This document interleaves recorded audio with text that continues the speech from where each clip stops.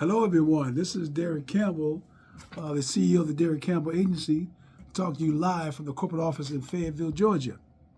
And I'm talking to all the entrepreneurs out there, all the C-suite executives, all the individuals who want more, going to get more, and trying to do more. As you know, I've been coming to you with a series on my 4 crucial areas, which is life insurance, retirement planning, long-term care, and comprehensive estate planning. And today, being Thursday, is Long-Term Care Thursday. So I'm going to talk to you in essence of 2 areas. One, I'm going to tell you how long-term care affects families. Your ordinary family, husband, wife, children, grandparents, I'm going to talk to you about how it affects families. The second thing I'm going to do today, I'm going to talk to you about how long-term care affects business owners. But before I do that, I want to give you a definition or give you some statistics on long-term care. The first thing I want you to know about long-term care, if you decide to stay at a nursing home, which most people don't want to do, a nursing home annual cost will be somewhere around $99,000 a year. So think about that, $99,000 a year.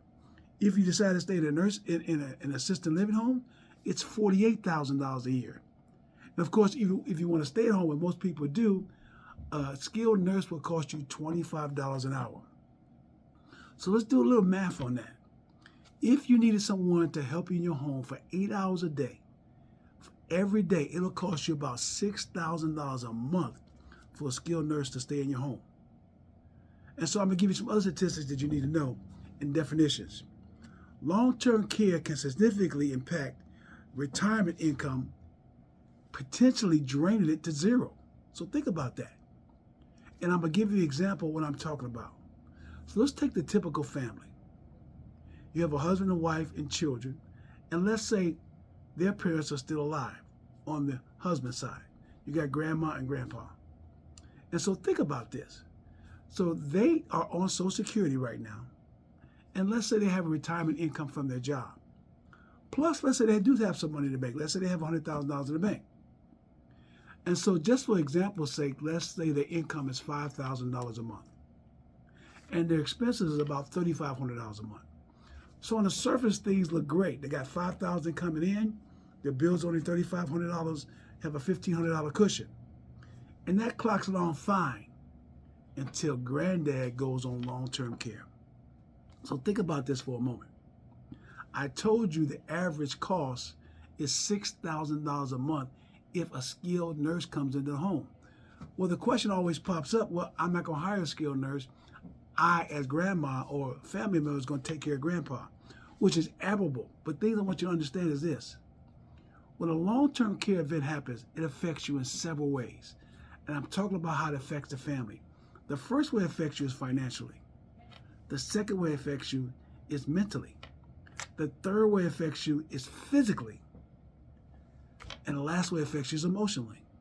So here's a loved one that you love that's going through this event right now. So the question is, how do we take care of them? Now, if the wife is still living, which we said we are in this example, grandma's going to come to her knee, come to granddad's knee. But here's the question for you guys. Can grandma pick up granddad? Can he help granddad use the restroom, help him bathe, shower, change his clothes? Well, we all know the answer to that question is no. So then we ask the question, if they have children, what shift are the children going to take to come over and help grandma with granddad? That's all the dynamics that makes it so difficult. So consequently, what you got to understand is that without having a plan in place, it makes it so different, makes it so difficult. So let's get back to our scenario. They got $5,000 coming in. They got $3,500 in expenses. So there's a $1,500 cushion there, which is great. But then granddad goes on long-term care. And as I stated earlier, it costs $6,000 to care for him. So the question is, how do they maintain their livelihood? They only have a $1,500 cushion. Where does the remaining money come from? Now, I said in this example that they have some assets. What's the asset? They got $100,000 in the bank. And let's say their home, they don't eat nothing on their home. Grandma's going to do everything she can to take care of granddad. So she's going to pull any assets that she has. So if I take $6,000, team, and multiply that times 12, that's $72,000. So if she takes $72,000 out of the $100,000 she has in the bank, that only leaves her with approximately $25,000. But then you say, well, Derek, she still has the home. And that's true. But did you know when a male goes on long-term care, the average age of a male that they live is 12 months to 24 months. And let's say granddad lives 24 months. So that's $72,000 times 2, which gets me to $144,000. So now all my money in the bank, all grandma's money in the bank is gone. And now she has to take a second mortgage out, or not a second mortgage, a first mortgage out on the home. So now she's got a mortgage payment. She now has someone coming in her house. And remember, she still has to maintain her livelihood. But let's say granddad beats the odds and he lives another 2 years. So $72,000 times 4 gets me to $288,000. So as you can see, ladies and gentlemen, it puts more strain on the family. And so without having a plan in place, it really hurts the family. And as I stated earlier, not only does it hurt you financially, it hurts you emotionally, physically, and socially. It hurts the entire family. So what I'm saying to everybody is that in order to attack this, the first thing you got to do is have a plan. Get together with your family and talk about it. Because we all know we're living longer. And as we live longer, we have to have a plan in place to take care of grandma and granddad. So the first thing you got to do is talk about it. The second thing you got to do, once you talk about it, determine what assets not only does grandma and granddad have, but assets the family have. Because we might need to pull all these assets together because sometimes they either don't have an insurance policy or they can't afford one. And the third thing you got to do is determine if a plan needs a policy. Now, I strongly recommend that everyone buy an individual policy for their loved ones. But if affordability is not there, then of course we can lean on Medicaid. Now, Medicaid is a spin-down program where your assets must be less than $2,500 in the state of Georgia. That's going to vary with the state. And I only recommend that if that's the only course of only action that you can take. Because when you go Medicaid, you have to give up all your assets, and you may have to give up your home in some cases. So that has to be the last resort. So long-term care has a devastating effect on a family. Now let's talk about how it affects a business, because it does affect the business as well. So think about something.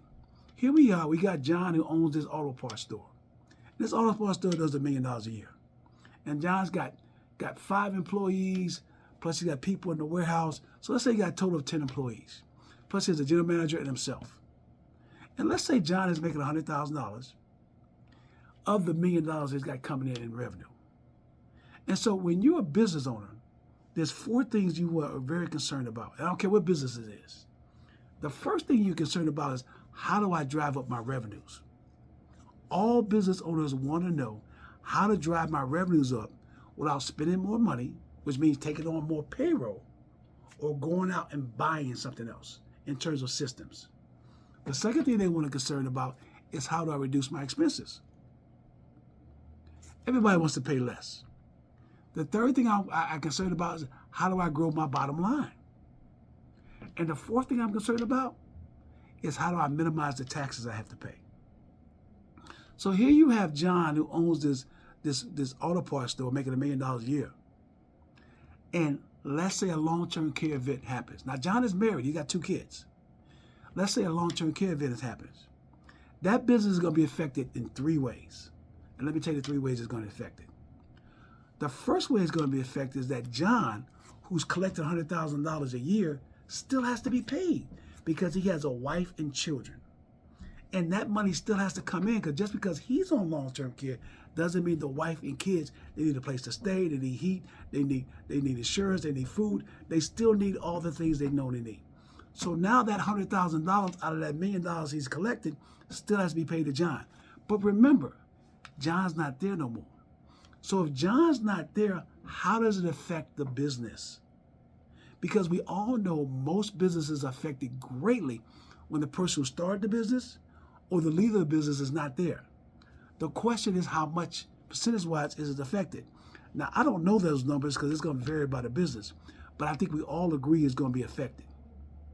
So let's just say, for example's sake, it's affected 20%. So 20% of the revenues are not going to come in because John's not there anymore. So that $1 million business now drops to 800,000. But remember what I said earlier, if John goes on long-term care, the business still has to pay John that $100,000 because his family still needs to be taken care of. The second way it's going to be affected is John's got to find a replacement. So John's got to find somebody to sit in his seat so that the business continue to go on. It doesn't go out of business. And for example, let's say that person requires the same salary that John has, which is $100,000. So now the business is paying $200,000 for the same position. Remember, it went down 20% to $800,000, but it's still paying out $200,000. The third way it's going to be effective is care, because John's care needs to be taken care of. He doesn't have a long-term care policy, so his care needs to be taken care of. And I just gave you a number that it's going to be at least $6,000 a month because John wants to stay home. His wife can't take care of him because she's got the kids and other opportunities out there, so they need a skilled nurse to come in. So now they got to pay $72,000. Remember, it was $6,000 a month. So think about this. I told you there's three ways it's affected. It's affected, one, in terms of John needs his salary, $100,000. Two, I need a replacement for John, $100,000. And three, I got to pay for my care, which is $72,000. So now the business still has to pay $272,000 of that $1 million. But remember, because John's not there, he lost some customers, so it dropped 20%. So let's do the math on that. It dropped 20%, so now he's getting $800,000 of revenue. He still has to pay out $272,000 of the $1 million. So now the business is under $600,000. The question is, can the business operate under that? And we all know the answer to that question is no. So you've got to understand the importance of having a conversation about long-term care. So I'm urging all you to have that conversation. So what conversation am I talking about? Sit down with your family and talk about whoever the oldest person in your family is. What happens if you cannot perform your duties? What happens if you go on long-term care? The most important thing you can do is write out a plan. Because once you write that plan out, from there you can determine what needs to fulfill that plan. And part of that fulfillment should be buying a long-term care policy. Now here at the Derek Campbell Agency, we sit down with all our clients and do that consultation. And we'll sit down with you as well. So I urge you to have that conversation. And I'll see you at the top.